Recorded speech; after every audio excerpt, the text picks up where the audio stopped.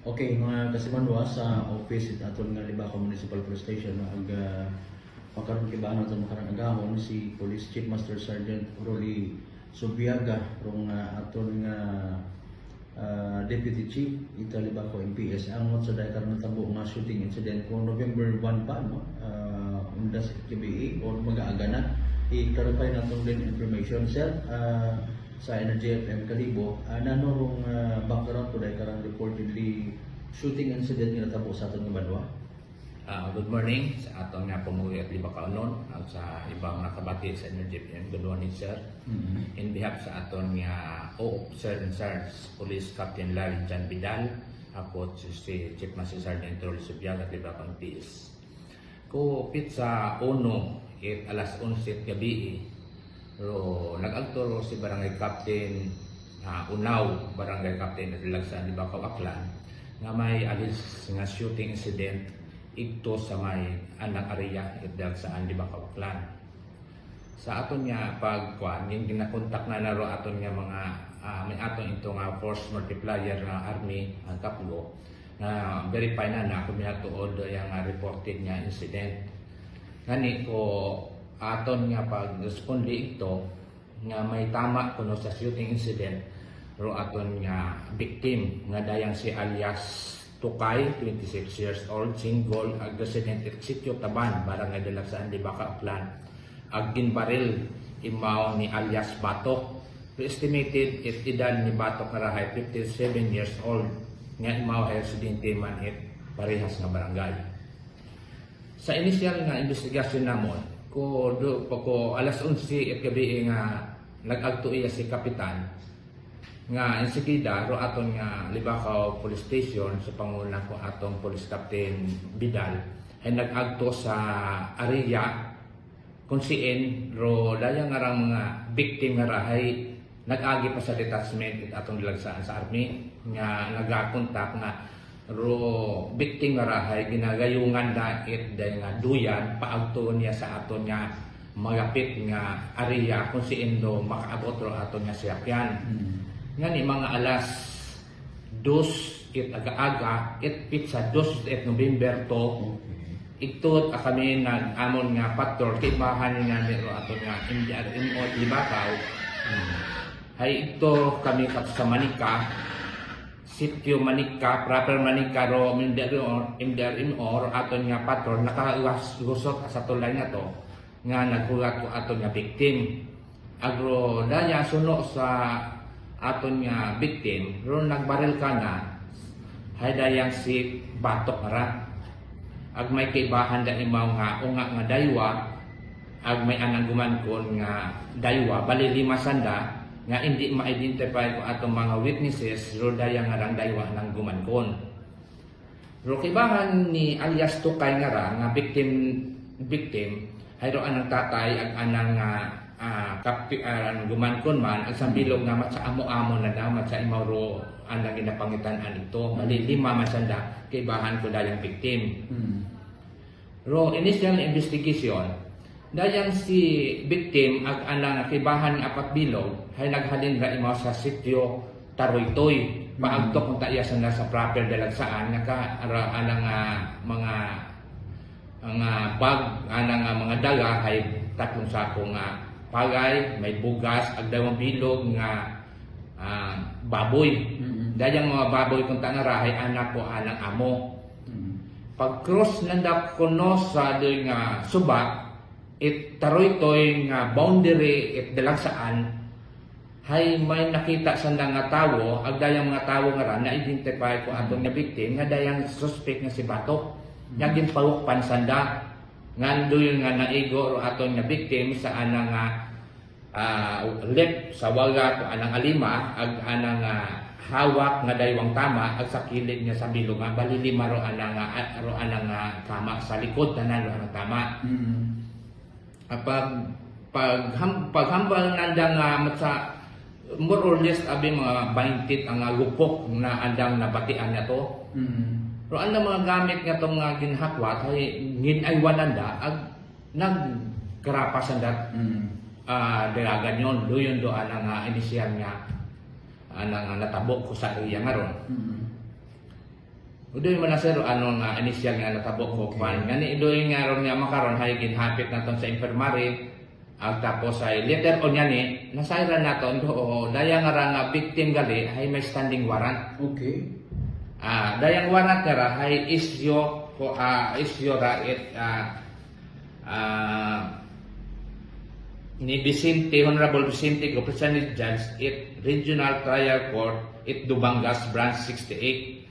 Agro ana rang kaso high robbery with homicide, criminal case 25-1204.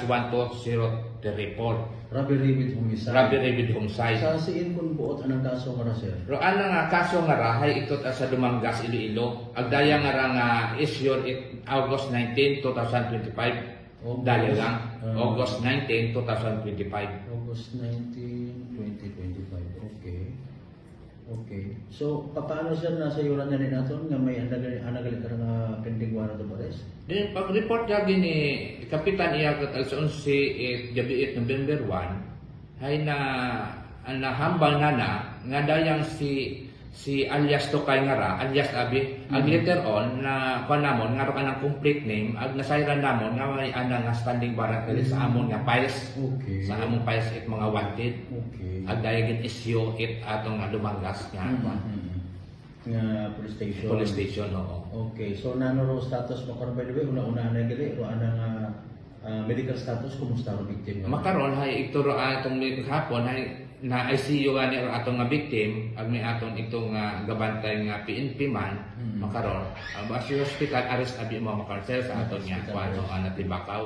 Okay, iya matagali. Oo, Libakaw until nga magmayad imaw i-remit naton mo sa Dumangas. Oo. Sa trial court ag i-remit din mo sa aton nga konsiendo anak Dumangas nga sa branch 68 kun ano ro sa interpreter warrant na Sa konsiyo ng galing na court. ano nga korto. Okay. Na-mention sir na sa Limbaro anang igo, buko man patal na to. Bukong na patal, hay likod man ta na sir. Pero amon yani nga pag-analyze ko ana nga kuan nga pag-abot una sa Manika hay mat sa okay pa mataana istorya ko pati ani ro victim nga nung doing wanted narrate naman na natanan ano ro ang natabo. Plus sa witnesses nga to na istorya ko man kun ga-collaborate ba ro ang mga istorya. Mga anong oras gid sir para nga mahayagan pagindro mga nagapamangkaw nagapamati makaron. Ro oras gid particular incident na.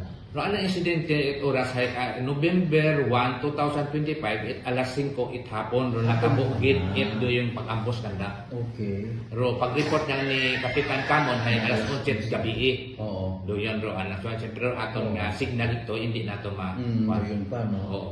Okay. Now nga na-identify positively victim ro suspect ano rong action taken kay Bako PNP? Sa minatoon yan sir, atong nga suspect nga ra ay kabuhay man namon naman han. Sa minatoon may ana man standing warrant of arrest ra. Okay. It ana nga kuan ay hindi nato makuan kon si inya warrant pero as until now hambang man it mga tawo ay may warrant man kuno imara. Iya sa Libaco man naka. Aro ana nga natabo nga warrant ay ito sa outside at sa atong EOR. Okay. Oo. Ngani daya pa namon na hay ipalua pa namon sa pinaadaw ra aro ana nga kuan kun si dapit anang warrant suno at abi sa tawo nga sandang daywa hay ro may warrant pares nga may warrant. Gin-interview man namon do daya nga ra nga amat sa amo-amo na sa lima sa labi may sambilong amo-amo na daya ro may mga baboy nga to bugas ay imaw ro kag-iya karon sa anang amo. Suno sa anang amo ano ro dahilan hamat gid ang boss kay wa man sa tima-tima. Ro dahilan gali after doing backward kita mga 1 week or 2 weeks na to ay naduga ro anak andang amo nga ra anwang naduga. Tapos ay na-recover nanda sa andang ginasinundan do andang tapak at anwang ay na-recover man nanda nga abandon do anwang nga to sa magayon sa anang bagayon. Ano ka amo it suspect? Amo doing nga victim. Victim amo. Kaya doon nga sa lima nga ro tibahan na karon ay anak amo basta may andang nga amo baga nga sa dahil mamumugon lang sa patara. Ngani sir doon do yung possibly nga doon do dahilan ay sinana suno man ka na nga amo nga ay bukod man sa daging pabangdan O galing hay magapit yang imaw sa amon nga bagay mga 30 minutes ay anang bagay magapit siyempre ro anda ito nga kwan magapit 30 minutes sa kanda sa tikangon sa anda nga 30 minutes sa anda nga agwat sa anang bagay kwan ang amon ani magsasandayot aro anang pinaghinlaan sa anang isip do yung sir man dahilan nga naakig sa dakamon do yun do anang nga kwan ro ando yun anang motive panakaw do yun. Okay. Sa pagbabangon pabangon. May ideya kita kung sa bagay malamang niya sa aton abi ay mga tinatawag homemade. Homemade chef gan.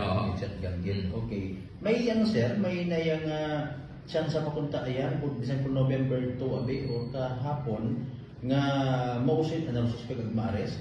May nag-attempt man kami sir sa una sa amon niya kwan. Siyempre i-follow up namon do aton niya kwan sa atong investigador, na-follow up namon do ang kung ano ro natabok ito sa area. O galing ay may pag-abuoton nga rin bagyo. Basi kung malang alang ro atong nga tropa ito, hindi man naton siyempre 3 actor nga ron, hindi kabalik lagi. Almost abi kon iya sa Libakaw ang sa agbatuan pa nga ito nga kwan, almost 8 hours abaktason sa proper pa lang dalagsaan ron sir. Ro taban niya ron, dalagsaan proper to taban niya ron nga atong crime scene nga ginahambal, mga 8 hours yung mata ron. Sa tropa lat ang panganawon doon. Ibangat abi sa andang panaw, ang iba siyempre may mga atong tropa hindi man panaw ron nga solo gawas. Yes. Naka full battle hindi man nato. Ro atong infiltrated abi doon yung area ron. Atong nga anyways, possibly mahugog mangyapon sa regular filing pagbuot. Regular filing sir. Kaya may identified man ro aton nga mga suspect. Sige. So sa part ito ba ko MPS una tanan yung mga ganahin mong atikang para nga matawaan man ito justisya in fairness ro natabo nga ra sa biktima. Pila edad nga siya ko biktima nay? Ro biktima 26 years old sir. Bata pa. Okay, sige. Nano treatment ito ba ko MPS sa dahil natabo siya? Daya ro atong treatment sa atong Libakaw hasta makaron sir ginapatik angot nga naton da atong nga kapitan kay very active si Kapitan Esmeralda Unaw sa mga kriminal sa anang UR nga nagsunod man yani mo sa area nga nagsugang kay iyak aber magatin sa bandwa kun amat ito nga sa anang nga kwan pero ro aton nga mga armed forces ito sa nakabase sa Laksaan gina-contact man naton kung possible nga mapasurrender do yung ato nga atong mga suspects. Sige. So importante man sa part and victim survive man nimo aga identified man dong suspect aga willing man nimo magpalit kaso. Sige sir. Lastly may dugang kita nga panumdom when it comes sa makarayang nga insidente sa Banwag Libakaw nga kun amat matuod ay nagka-create yung investigative impression sa aton nga. Sige sir. Salamat gid. Daya nga aton nga panguna uman medya ni ay sa atong kooperasyon ko atong mga pumuyo at Libakaw noon sa magapit ang magayo nga mga aton nga mga area atong responsibility ginahinyo ang naton do hindi baga ibalik ro aton nga Buyaslan doon aton nga trade name abi dati sa aton nga Libakaw na niya naduga niya ni pagpungko ka aton nga mayor ag cooperative atong mayor nga mga nabaro sa family mga makaron doon nga amon niya kwan kung may mga pagkukugang man do aton nga mga kwan sa magayo nga kwan hay intindihon niyo lang siyempre hindi man naton nga marespondihan kamo sa aton nga area nga nga kagayo-gayo nga niro aton nga kooperasyon ka bawat isa lang naton nga sugid kamo para masayran man namon kung ano minatuod madakop man naton sa hindi makaron pero madakop naton sa amat-amat ag sa kooperasyon lang at atong pumuyo ito sa aton nga mga magayo nga lugar ag sa uban hay salamat gid sa Energy FM amon mabatian nandaro amon nga nga hinyo sa atong nga pumuyo man ito nga mapaabot tungod sa aton nga mga kwan atong mga cellphone nga social media. Sige sir Rolly, salamat gid nga po and of course looking forward kita sa dugang pag ninyo nga mga initiative to maintain pro peace and order sa Banwag Libakaw. Thank you so much sir. 107.7 Energy FM Kalibo.